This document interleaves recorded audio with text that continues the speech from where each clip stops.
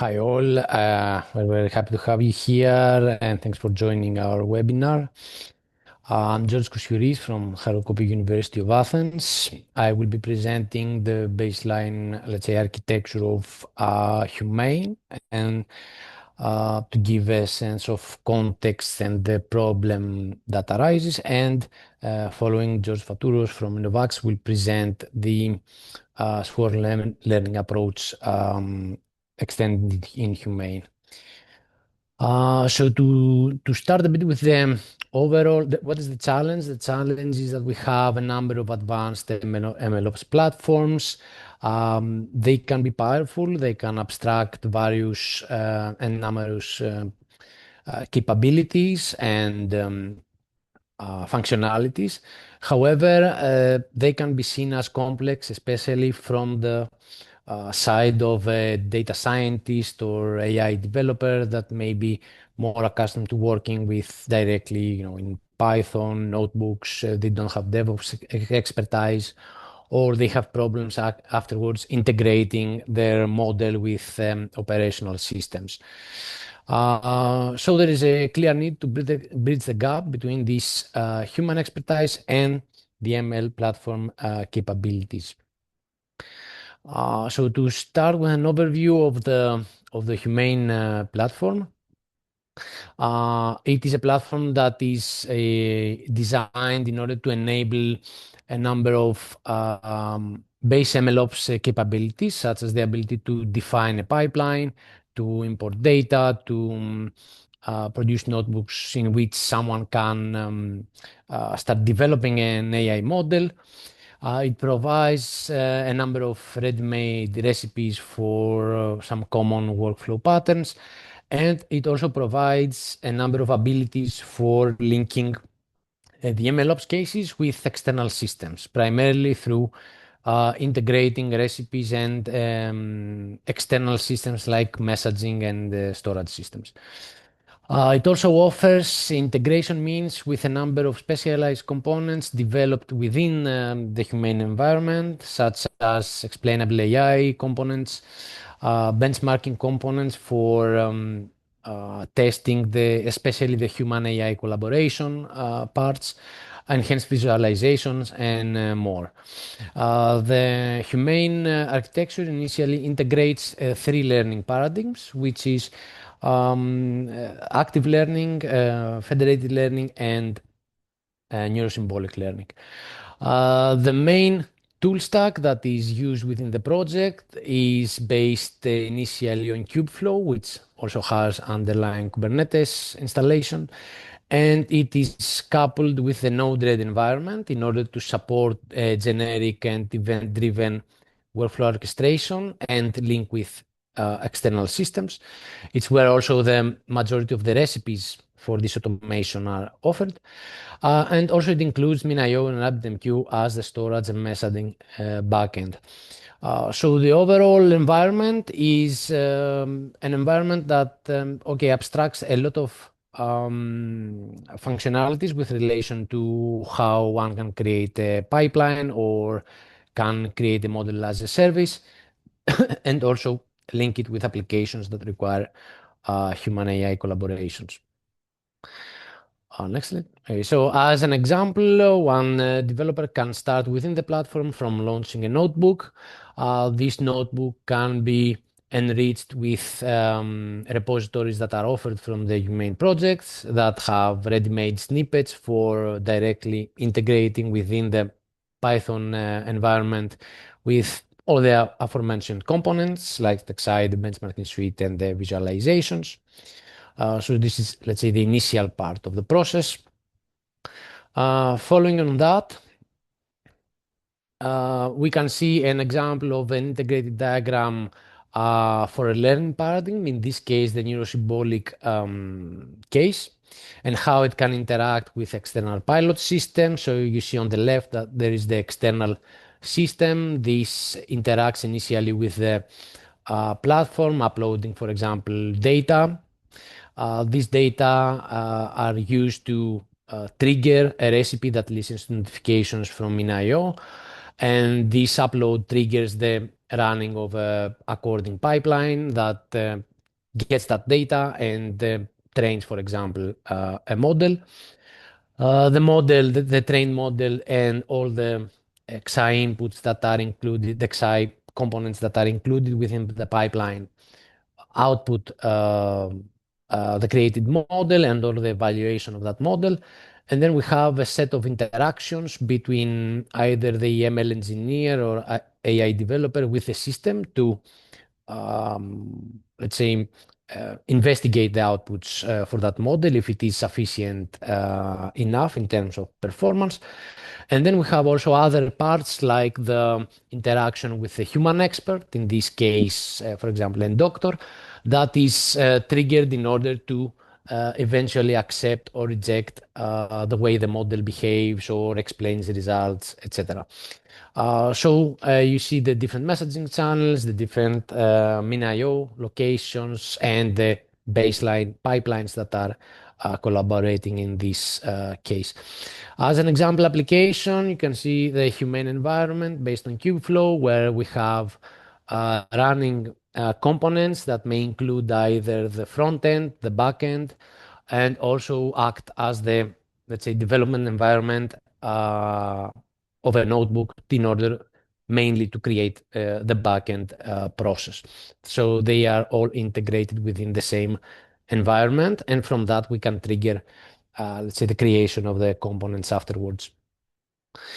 So what is the problem is that although the HumAIne platform achieves significant enhancements in terms of how the functionalities are packaged and the solutions are provided compared to go directly on some bare metal approach, it still requires a number of significant expertise when interacting with various intermediate systems, like the KubeFlow case, the Node-RED case, the min.io, the RabbitMQ, etc.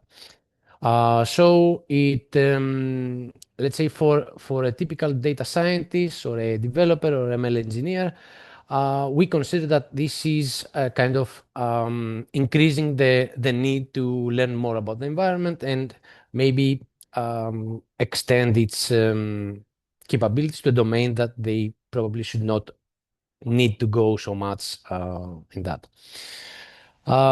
So now with that context in mind, I would like to switch to my colleague in HumAIne project, George FATOUROS, in order to describe the approach that we followed in the project in order to further abstract the necessary interaction details of all this environment with the Swarm LLM agent. Thank you, George. Yes. Hello, everyone. I'm George FATOUROS from Innov-Acts. I'm AI engineer and researcher, and now we will focus how we tried to resolve these challenges at HumAIne. And the main idea is coming from the swarm learning paradigm, which is a decentralized machine learning paradigm inspired by swarm intelligence that we see in nature. For example, how bees or ants collaborate to achieve their goal, their intent. So we have distributed agents that collaborate to come into a final outcome in an adaptive and self-organization manner. This difference from federated learning, where you have the distribution, but you have also a central node which is updated. And what we have done, it wasn't to do a swarm learning solution, but to take the idea and integrate it with large language models and relevant agents, LLM agents, in order to achieve that. Just to give you a quick background, as probably most of you know, LLMs are very large deep neural networks trained on text and other modalities. And after this massive training, it are able to understand very well natural language and enable a thinking comparable to on how humans are thinking and communicate. Now, when before 3 years ChatGPT came out, the GPT 3 model. The initial use case was prompt engineering. So we optimized the prompt in order to achieve our intent.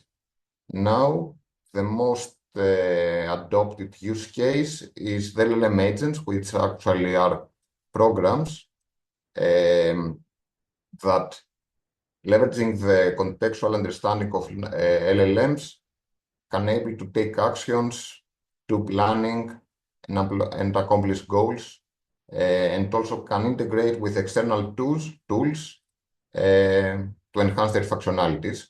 And this is what we have done. We have different agents, LLM agents, that interact with the HumAIne platform and the different services there to enable the end user to interact with the platform and implement machine learning operations through human language.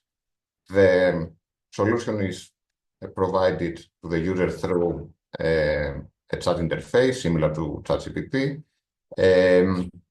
so the user easily can do queries with text and interact with all the different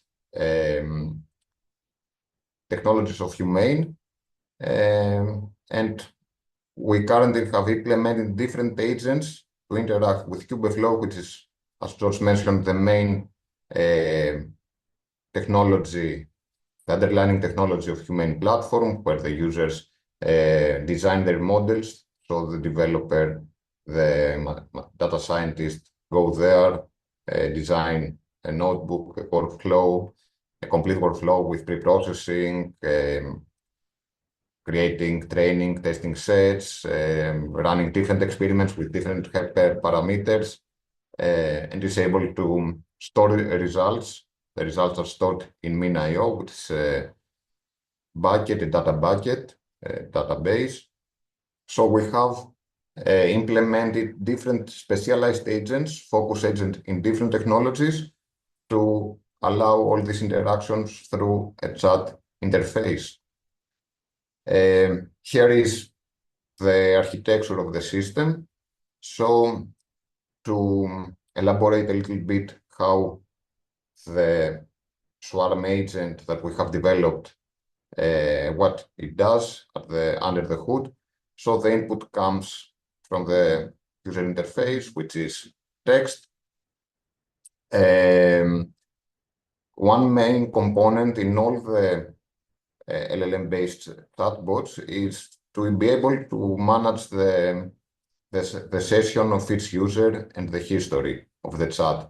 History is very important because it allows the agent to correct itself based on the interactions, but also it's a bit tricky because the message history can become very large, which increase the cost, because all this text should go to the request that made to the LLM, increase latency, and also add noise. So you need a clever approach in order to maintain manageable system history, message history, which should also include both the agent responses, user responses, and the final response that the user actually sees. So also the internal interactions between the agents, past histories with the users, and responses from the system to the user.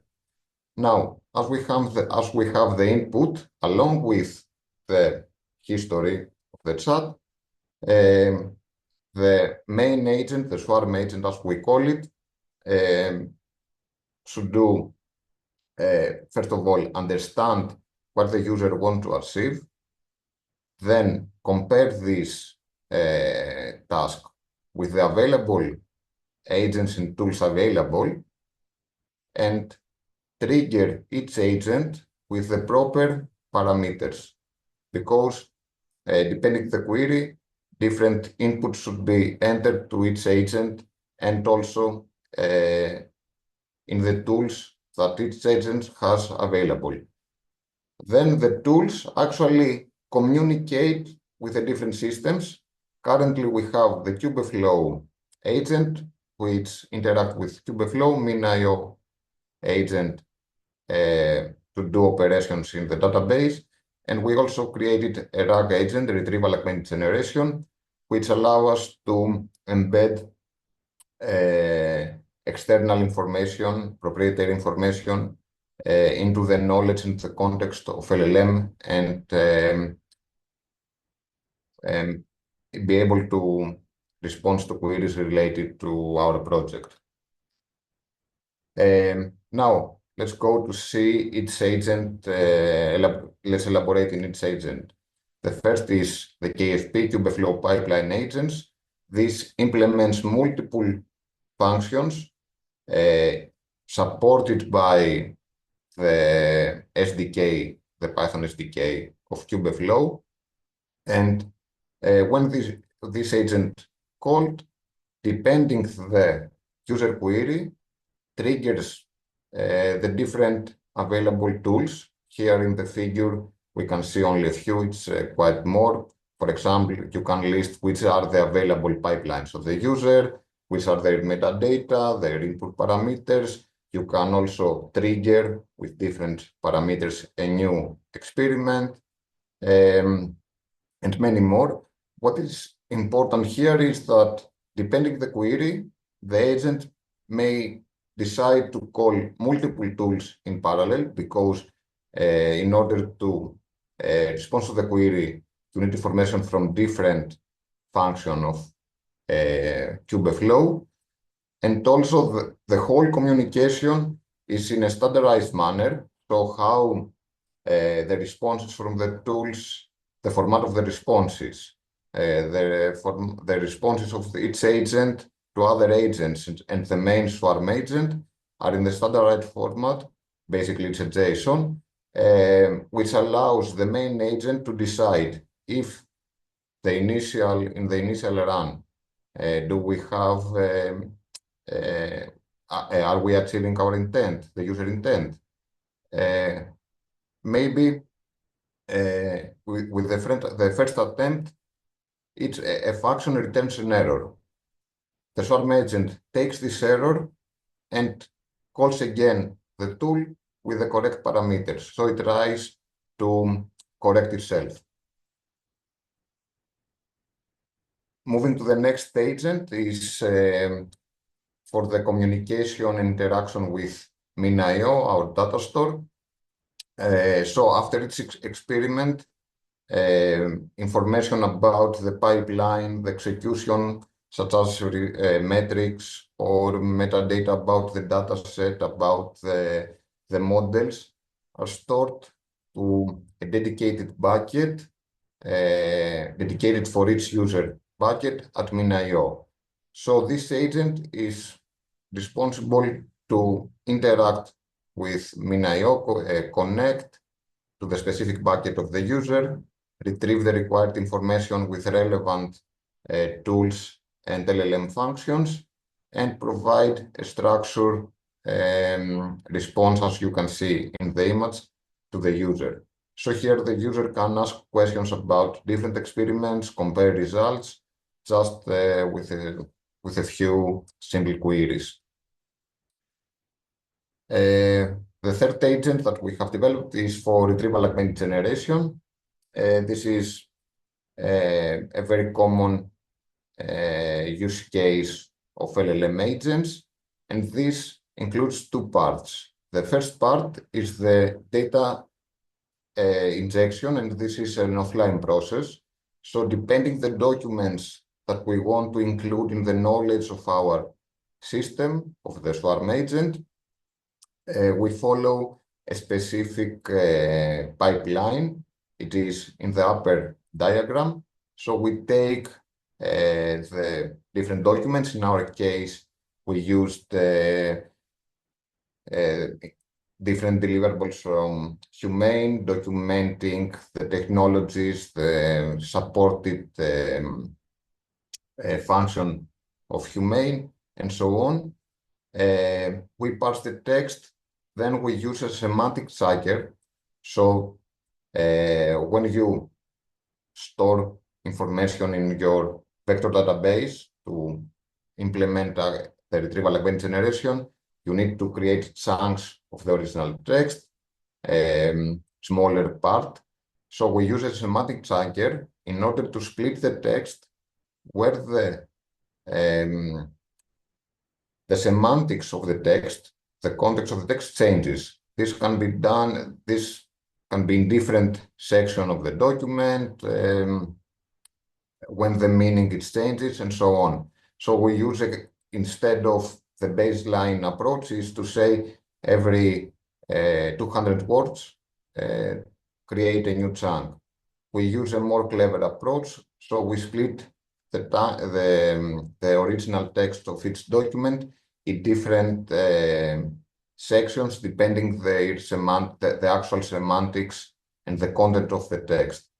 And then we create the appendings and store all of them along with some specific metadata of each document to the vector database. Then when a user asks something related to what our vector database supports, so we know what information are in our vector database, and the RAG agent is responsible to answering questions, for example, related to HumAIne technologies, offerings, and so on. So when the user asks questions about these technologies, the Swarm agent knows that the RAG agent can find this information, call them with the proper sentiment query, because in order to do accurate retrieval, you need the query to be comparable with the embeddings available in the vector database. So we do this, we get the response, and then integrate it with other information from the history of the chat or from other tools that called in parallel. So here is an example. So the user may ask to compare the performance of two different models. So it has a specific problem and want to test a classifier in a specific data set. It can use the Swarm agent to deploy these pipelines, run them on KubeFlow, on the project KubeFlow, store the results in MinIO, and then can ask questions about the performance of this information. So what this is gonna do, it will make two requests to the same MinIO bucket, one for SVM, one for decision tree, to find this information, then synthesize the results and create the final output to the user. And also explains that which model is better and so on. So the benefits that we see from from the Swarm agent is that domain experts who want to integrate AI models, machine learning models, and move them to productions, which is supported by HumAIne and KubeFlow, can focus on insights and not in the infrastructure and how to deploy their model and so on. This is also very convenient for data scientists who used to work on Jupyter notebooks. So it's easier to go directly to production and real testing. And of course, for organizations that can more easily integrate and such models and onboard such processes. Okay, just a quick overview of what technologies we have used. Of course, there are many more, and the whole field of LLMs and AI agents is evolving too fast. So new technologies, new tasks, new services coming out every week. So the main interface is based on Jaillit, which provides out of the box the UI, and you can implement all the tools and functions at the back end. So it provides the backend server and the UI. In this iteration, the main LLM is GPT 4.1 mini. It's quite efficient in terms of cost and latency LLM. But in the whole architecture, the LLM is a plug and play component, so you can easily use via API a different LLM provider or a local LLM model. For implementing the retrieval augmented generation, we use the semantic chunker from LangChain and Pinecone database, as vector database. And that's all pretty much. For communicating with the different components of HumAIne, we use dedicated libraries and SDKs provided by these components from KubeFlow and MinIO. And as we mentioned, this can be easily extended to other platforms. So you can develop and add new tools, new agents, so it is easily expandable.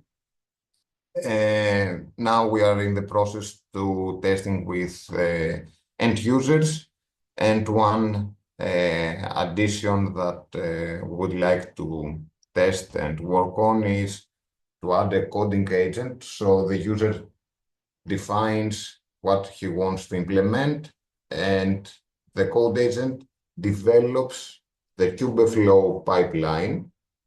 We have done some tests, and this is doable. It is not a typical Python or a typical machine learning code, like because it needs to be deployed to KubeFlow, which has some specifics and domain language. So this will be a nice addition. So the user will not need to code at all. And now we have a demo. If we have time, I can show you also a live demo, but this is a 2-minute video. It is an agentic service designed to support researchers and developers working on machine learning development. This assistant connects conversational AI with MLOps infrastructure, giving you hands-on control over KubeFlow and MinIO, plus access to custom knowledge using Retrieval Augmented Generation, or RAG. You can ask about your data and instantly get structured summaries of what's available, pipelines, runs, metrics, and models stored in data management services like MinIO. Need details? Just dig deeper. The assistant organizes artifacts by pipeline and run, showing everything from datasets and parameters to visualizations like rock curves and confusion matrices. You can compare the performance of different models side by side. Whether you're evaluating accuracy or F1 score, the assistant helps you make quick, informed decisions. Curious about the model setup? Ask for the parameters used, then tweak them and rerun the pipeline, all through natural language. The assistant handles pipeline discovery, version selection, and job execution inside KubeFlow. It can initiate a new pipeline run with the updated parameters. Behind the scenes, the assistant uses a set of LLM orchestrated tools to handle the entire process, identifying the correct user namespace, locating available pipelines and experiments, and selecting the right pipeline version. The assistant is connected to a configurable RAG system that can surface knowledge specific to your project, from internal docs and use case descriptions to experimental design notes and best practices. The content behind RAG isn't fixed. It can be adapted to different domains, teams, or deployments, making the assistant flexible and context-aware beyond the default capabilities of the underlying language model. This is the video.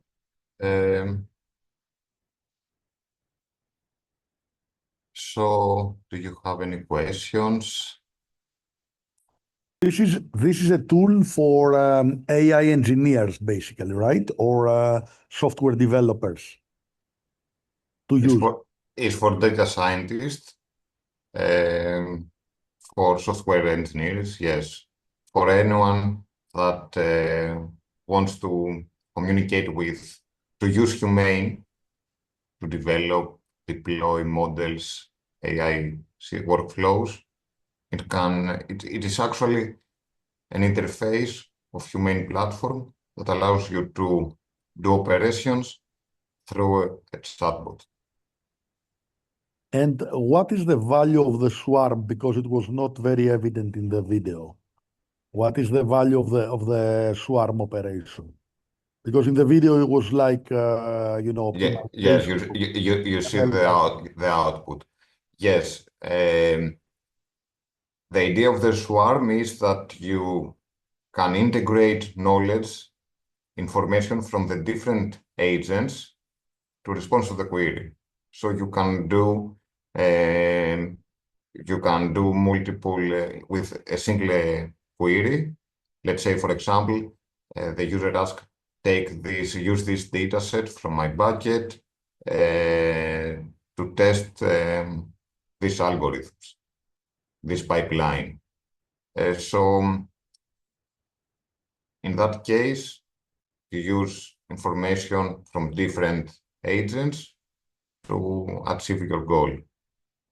So the swarm aspect is that you have specialized assistants or agents focused on a specific aspect with specific capabilities, but the overall architecture can utilize one, two, or more to achieve the goal depending the user query.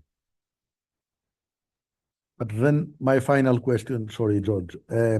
In swarms, there is always a concept of self-improvement, right? That a swarm becomes better over time.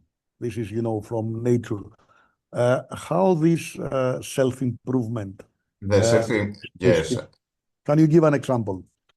Yes, for example, the user asks to run this pipeline with X model. The main agent will trigger the pipeline in KubeFlow and will generate also based on the user what the user wrote parameters that make sense. For example, it will use 20% should be the split the dataset 30% for test set, and the rest will be training set. And maybe add one parameter that is not supported by the underlying model. So the KFP agent will propagate the error coming from KubeFlow to the main agent.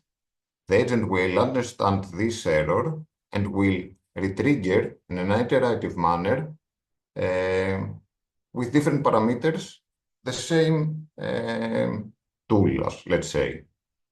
So the whole idea is that all the outputs are reiterate, and if the main agent identifies errors from the responses of the low-level functions that are responsible to do the actual programmatic work to the KubeFlow min.io, will take the error back and will retrigger it with the correct parameter, or at least trying to correct the parameters. And okay, there is a logic there that this cannot be a while loop. You need to handle cases that the main agents cannot find the optimal parameters, and then probably it will go back to the user. User will add more context and try again. So the refinement is in that sense that the final outputs of the low-level tools operated by the agents share also not only the output, but also errors. So they are improved based on the collective knowledge of all the... Yes, yes. Okay, and the final, how do you safeguard that your agents do not hallucinate? So, for example, in this 80-20 or 70-30 split, right? Sometimes we use different splits in the industry. How are you sure that it does not hallucinate sometimes, maybe?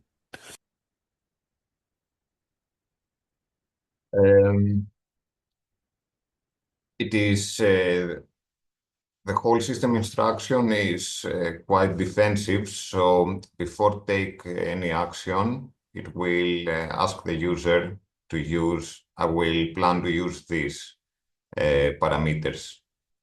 So do you agree to go for that in cases that it is action, not just a retrieval of information?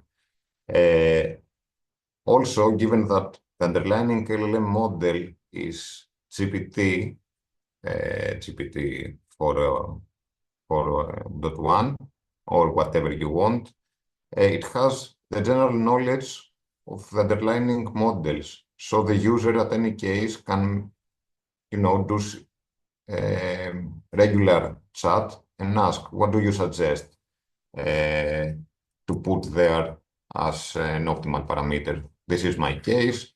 And also, what is the case? It is already there because let me try, say, let's try this query, for example.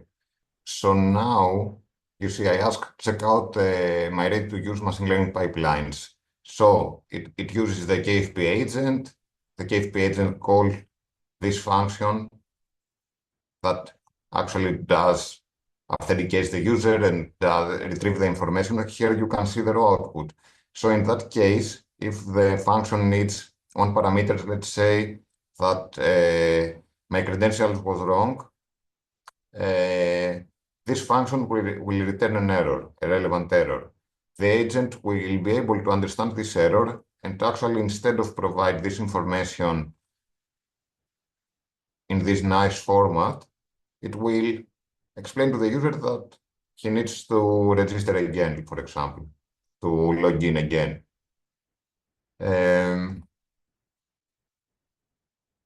Let's try a different one. Can you?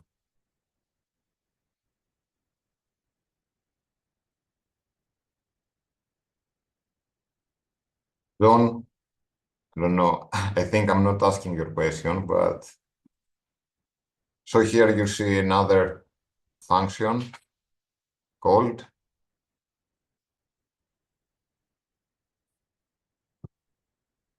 for example, now it failed to retrieve for authentication error. But anyway, the idea is that you have different tools that can retrieve information,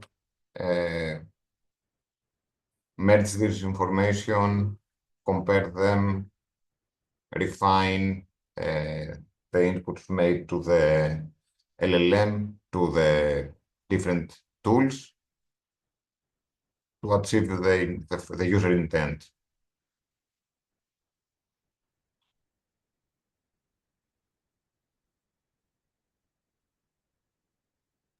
Okay, so the answer to my question is that the tool gives suggestion and it's the human that takes the decision, right, to use it or not. I mean, the answer about the hallucination. Yes, but it can also come down, take action. But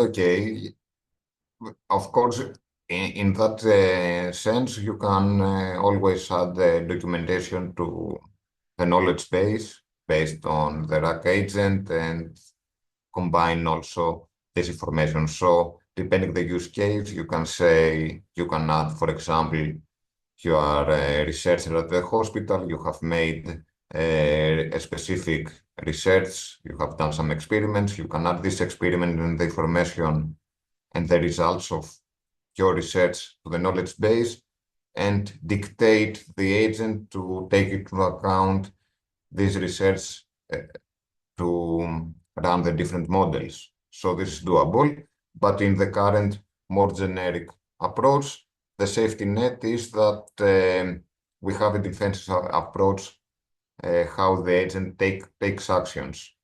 So the most risky aspects is the tools that doing actual changes in the or operations and not just retrieving data through the technologies to KubeFlow. Okay, thank you. No more questions. I don't know if there are more questions from other people.